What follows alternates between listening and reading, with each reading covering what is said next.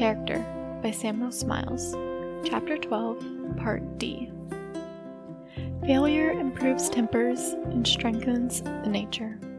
Even sorrow is in some mysterious way linked with joy and associated with tenderness.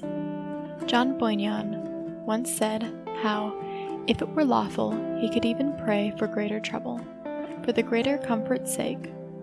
When surprise was expressed at the patience of a poor Arabian woman under heavy affliction, she said, "When we look at God's face, we do not feel His hand." Suffering is doubtless as divinely appointed as joy. While it is much more influential as a discipline of character, it chastens and sweetens the nature, teaches patience and resignation, and promotes the deepest as well as the most exalted thought.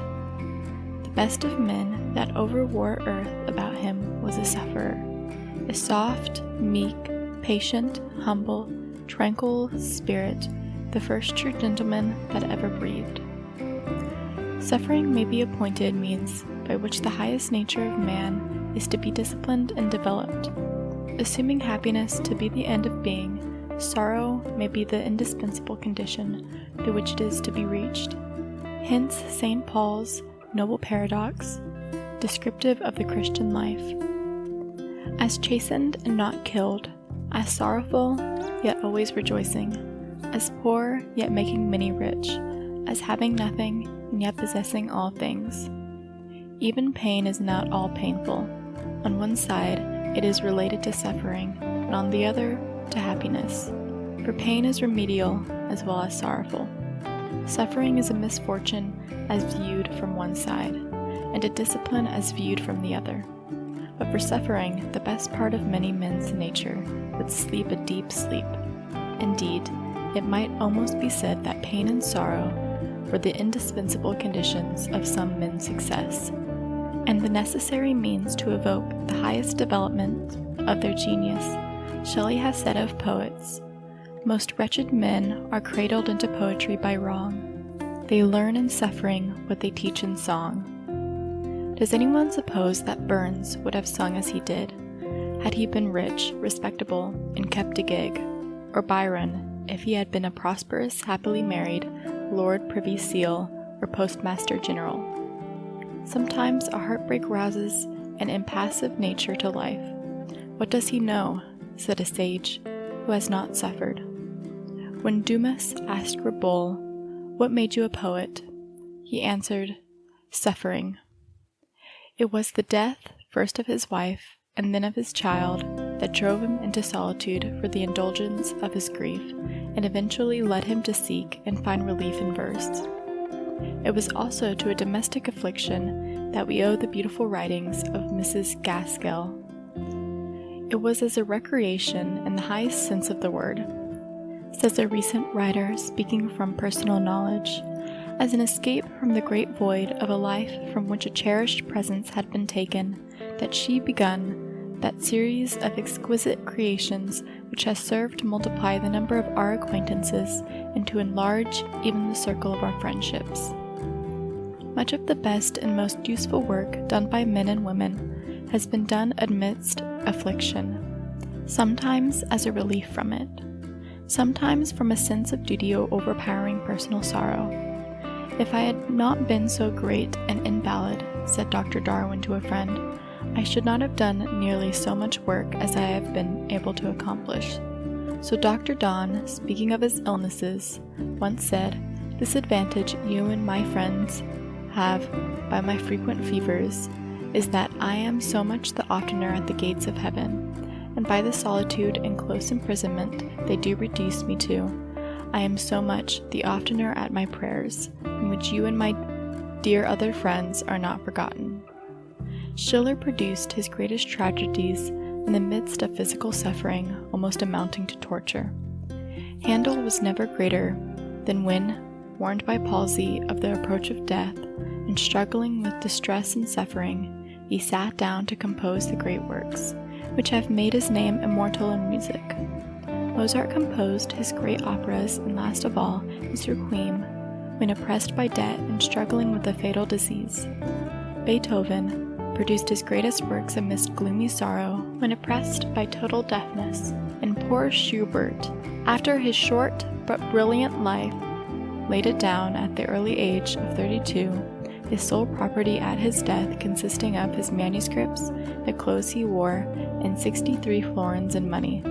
Some of Lamb's finest writings were produced amidst deep sorrow, and Hood's apparent gaiety often sprang from a suffering heart, as he himself wrote, "There's not a string attuned to mirth, but has its chord in melancholy." Again in science, we have the noble instance of the suffering Wollaston, even in the last stages of the mortal disease which afflicted him. Devoting his numbered hours to putting on record by dictation the various discoveries and improvements he had made, so that any knowledge he had acquired calculated to benefit his fellow creatures might not be lost. Afflictions often prove but blessings in disguise. "Fear not the darkness," said the Persian sage. "It conceals perhaps the springs of the waters of life." Experience is often bitter but wholesome.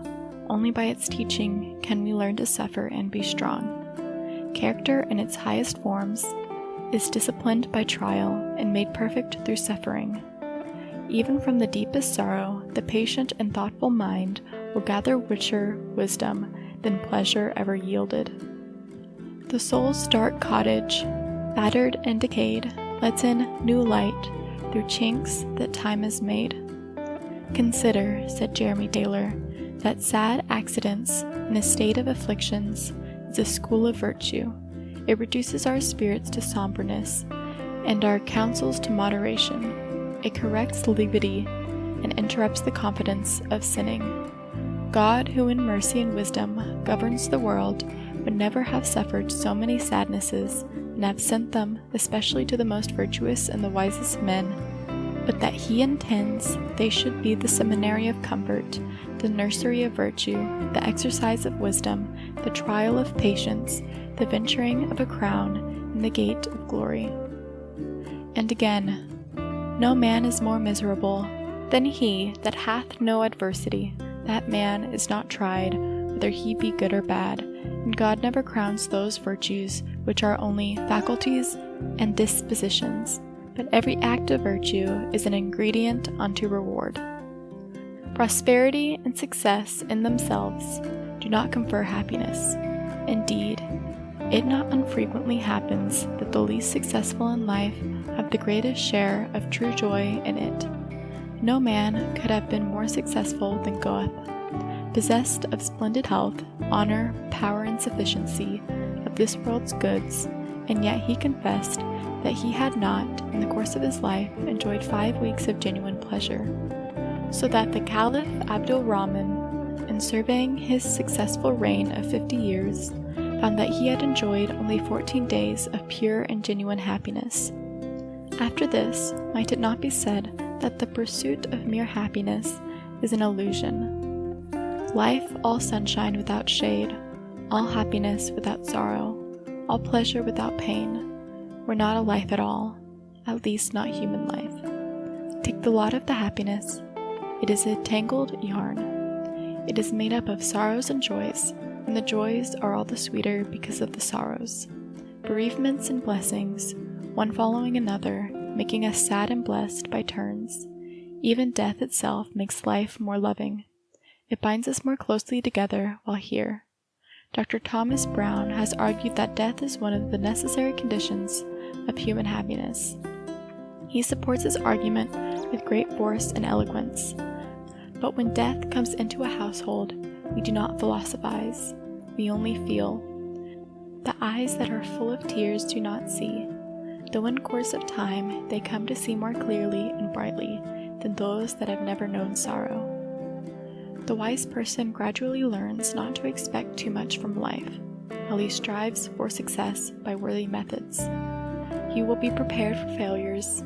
He will keep his mind open to enjoyment, but submit patiently to suffering. Wailings and complainings of life are never of any use. Only cheerful and continuous working in right paths are of real avail.